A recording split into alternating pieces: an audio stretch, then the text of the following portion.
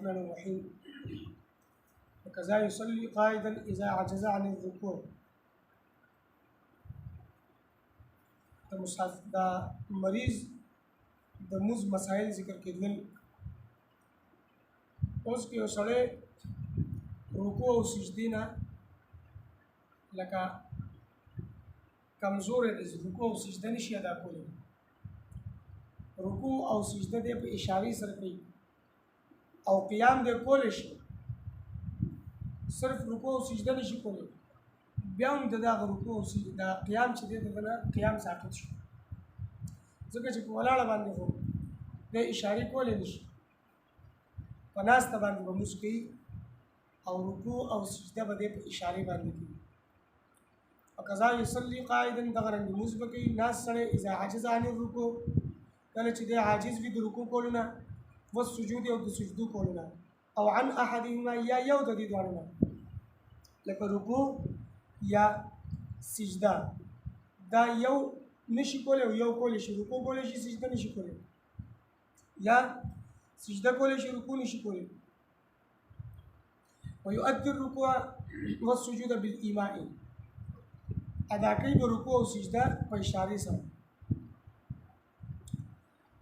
چې کوم سړی هغه په رکوع او په سجدې باندې قدرت نه لري، رکوع او سجده نشي ادا کولی، نو دی به دا قیام هم نه کوي، دی به په ناسته لمونځ کوي، دی به رکوع او سجده په اشارې سره ادا کوي. خو طریقه کار دا دی چې د رکوع دپاره چې دی کوم څومره ټیټېږي، څومره اشارې کې دی رکوع دپاره ښکته کېږي، نو د دې نه زیات به دی د سجدې دپاره بیا ښکته کېږي.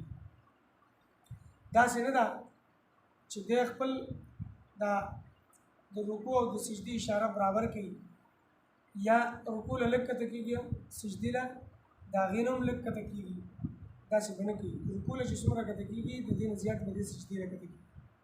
من يركع ويسجد بالإيماء يجعل إيماءه للسجود، چې کوم سړی رکوع او سجدې په اشارې سره کوي، نو دی به سجده په اشارې سره ګرځوي ایماءه للسجود اخفض من ایمائه للرکوع.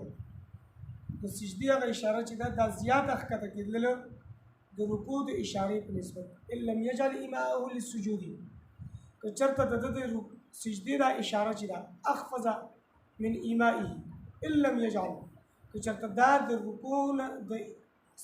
رکوع د اشارې نه زیاته نه وي ښکته کېدلل، لا تصح صلاته، لمونځ یې نشي. د رکوع دپاره به چې څومره ټیټېږي نو د دې نه زیات به سجدې دپاره ټیټېږي. ولا يجوز ان يرفع شيئا الى وجهه يسجد عليه، او جایز نه ده چې د یو څیز اوچت کړي خپل د مخ طرف ته چې په هغې سجده لګوي. لکه اوس سجده په اشارې باندې کوي او ځمکې باندې څه شی پروت دی، څه تخته ده، څه ګټه ده، هغه یې اوچته کړله او داسې سجده لګوي، نو داسې سجده جایز نه ده، دا درست ده.